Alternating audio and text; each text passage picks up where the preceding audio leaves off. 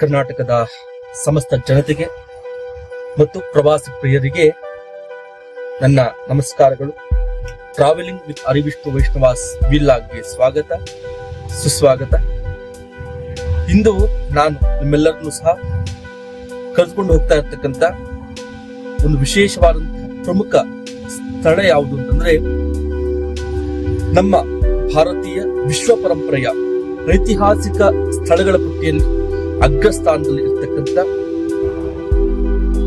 ಶಿಲೆಗಳ ತವರೂರು ನಮ್ಮ ಬೇಲೂರು.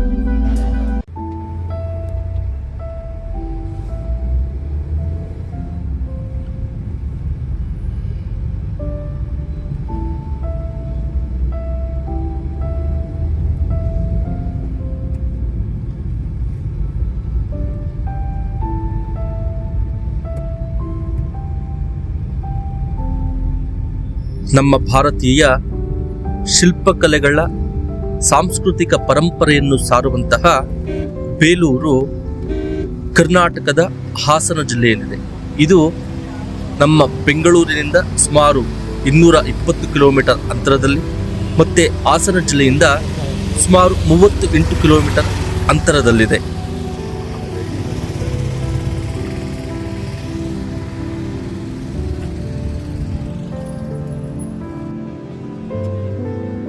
ಹಾಸನ ಜಿಲ್ಲೆಯಲ್ಲಿ ಯಗಚಿ ನದಿಯ ತಡದಲ್ಲಿರುವ ಬೇಲೂರು ರಾಜಕೀಯ ಮತ್ತು ಸಾಂಸ್ಕೃತಿಕ ಕೇಂದ್ರವಾಗಿದೆ. ಇದು ಹೊಯ್ಸಳ ಸಾಮ್ರಾಜ್ಯದ ಮೊದಲ ರಾಜಧಾನಿಯಾಗಿ ಪ್ರಾಚೀನ ಕಾಲದಲ್ಲಿ ಬೇಲಾಪುರ ಮತ್ತು ಬೆಲುಹೂರ್ ಎಂದು ಕರೆಯಲ್ಪಡುತ್ತಿತ್ತು.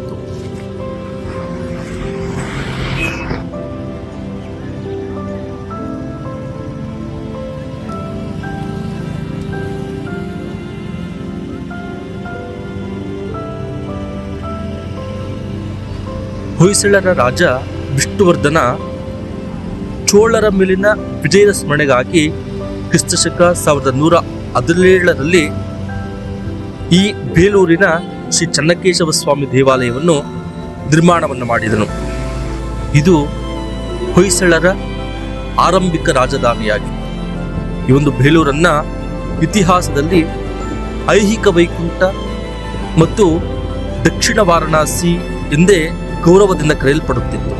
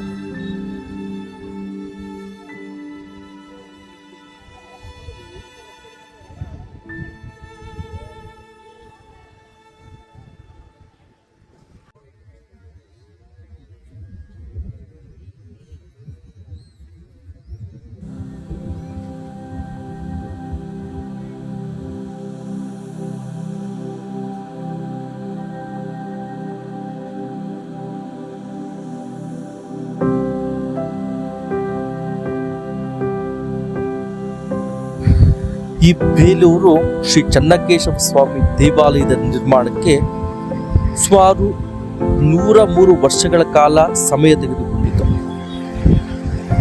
ರಾಜ ವಿಷ್ಣುವರ್ಧನನ ಆಳ್ವಿಕೆಯಲ್ಲಿ ಪ್ರಾರಂಭವಾದಂತಹ ಈ ದೇವಾಲಯದ ನಿರ್ಮಾಣ ವಿಷ್ಣುವರ್ಧನ ರಾಜನ ಮೊಮ್ಮಗ ಪಲ್ಲಾಳ ದೇವನ ಆಳ್ವಿಕೆಯಲ್ಲಿ ಮುಕ್ತಾಯಗೊಂಡಿತ್ತು ಎಂದು ಇತಿಹಾಸ ತಿಳಿಸುತ್ತದೆ.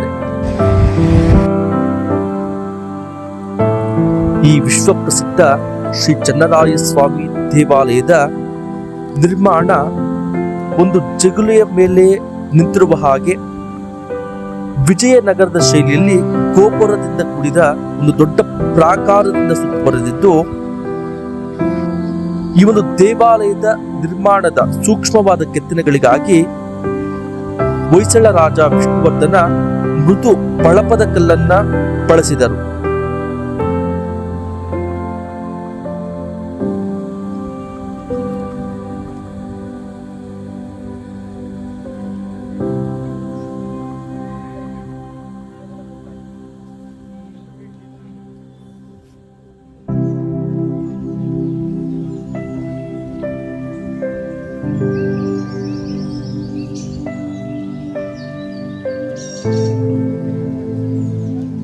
ಈ ದೇವಸ್ಥಾನದ ಶಿಲ್ಪಕಲೆಗಳ ಸೌಂದರ್ಯವನ್ನ ನೋಡೋದಕ್ಕೆ ಎರಡು ಕಣ್ಣು ಸಾಲದು.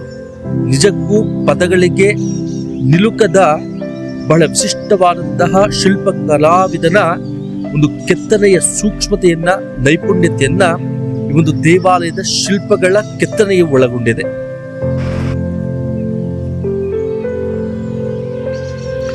ಈ ದೇವಸ್ಥಾನದಲ್ಲಿ ಸುಮಾರು 80ಕ್ಕೂ ಹೆಚ್ಚು ಮದನಿಕೆಯರ ಶಿಲ್ಪಗಳು, ನಾಟ್ಯ, ಬೇಟೆ, ಮರಗಳ ಕೆಳಗೆ ನಿಂತಿರುವಂಥದ್ದು, ಕೆತ್ತನೆಯಿಂದ ಕೂಡಿರುವ ನವರಂಗದ ಕಮ್ಮಗಳ ಮೇಲೆ ಕೆತ್ತಲಾಗಿರುವ 4 ಮದನಿಕಾ ವಿಗ್ರಹಗಳು, ಕಣ್ಣಿಗೆ ಬಹಳ ಆಕರ್ಷಕವಾದಂತಹ ಸೊಗಸಾಗಿ ಕಾಣುವಂತಹ ನಾಟ್ಯ ಭಂಗಿಗಳು, ಇದು ಹೊಯ್ಸಳ ಶೈಲಿಯ ಕೆತ್ತನೆಯ ನಿರ್ಮಾಣದ ಅನುಪಮ ನಿರ್ಮಿತಿಗಳು.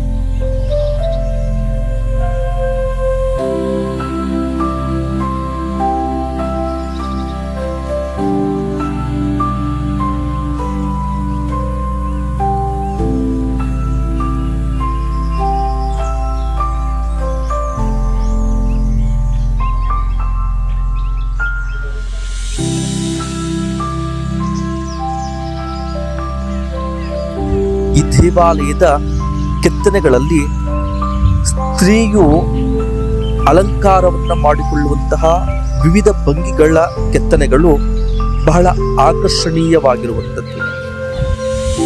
ನವರಂಗದಲ್ಲಿರುವ ಶಿಲ್ಪಗಳ ಪೈಕಿ ದರ್ಪಣ ಸುಂದರಿ ಶಿಲ್ಪವು ಬಹಳ ವಿಶೇಷವಾಗಿರುವಂಥದ್ದು.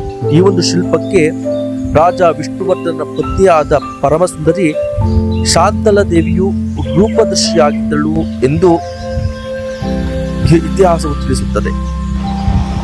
ದೇವಾಲಯದ ಕೆತ್ತನೆಯಲ್ಲಿ ಕಪ್ಪೆ ಚೆನ್ನಿಗರಾಯ, ಸೌಮ್ಯನಾಯಕಿ, ಆಂಡಾಳ್ ಮತ್ತೆ ಇನ್ನಿತರ ವೈಷ್ಣವ ಅಭಿವ್ಯಕ್ತಿಗಳು ಯಥೇಚ್ಛವಾಗಿ ನಿರ್ಮಿತವಾಗಿವೆ. ಈ ದೇವಾಲಯದ ಗರ್ಭಗೃಹವು ನಕ್ಷತ್ರಾಕಾರವಾಗಿದ್ದು ಹಗಲಿನ ಬೇರೆ ಬೇರೆ ಹೊತ್ತಿನ ಗರ್ಭಗೃಹದ ಅಂಕುಡೊಂಕಾದ ಗೋಡೆಗಳ ಮೇಲೆ ಬಿದ್ದ ಬೆಳಕು ವಿಷ್ಣುವಿನ 24 ರೂಪಗಳನ್ನ ಬೇರೆ ಬೇರೆಯಾಗಿ ಕಾಣುವಂತೆ ಮಾಡುತ್ತದೆ.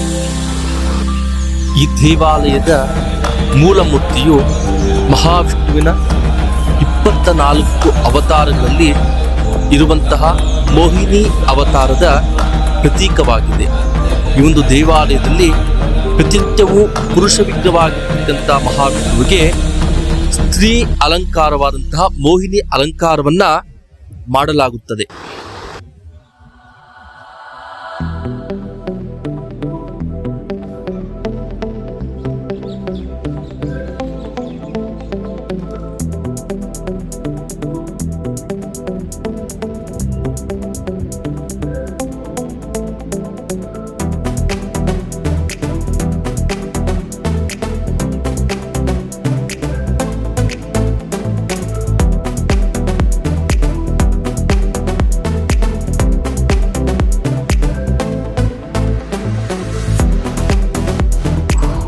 ಇಲ್ಲಿಗೆ ಈ ಐತಿಹಾಸಿಕ ಸುಪ್ರಸಿದ್ಧ ಬೇಲೂರು ಶ್ರೀ ಚೆನ್ನಕೇಶವ ಸ್ವಾಮಿ ದೇವಾಲಯದ ವ್ಲಾಗ್ ಅನ್ನ ಮುಕ್ತಾಯವನ್ನ ಮಾಡುತ್ತಿದ್ದೇನೆ. ಮತ್ತೊಮ್ಮೆ ಒಂದು ಐತಿಹಾಸಿಕ ಅಥವಾ ಸುಂದರವಾದಂತಹ ಕ್ಷೇತ್ರದ ಸಂದರ್ಶನದೊಂದಿಗೆ ಭೇಟಿಯಾಗೋಣ. ಎಲ್ಲರಿಗೂ ಬೇಲೂರು ಶ್ರೀ ಚೆನ್ನಕೇಶವ ಸ್ವಾಮಿಯ ಅನುಗ್ರಹದಿಂದ ಒಳ್ಳೆಯದಾಗಲಿ ಎಂದು ಆಶಿಸುತ್ತಾ ಧನ್ಯವಾದಗಳು. ಜೈ ಹಿಂದ್, ಜೈ ಕರ್ನಾಟಕ ಮಾತೆ.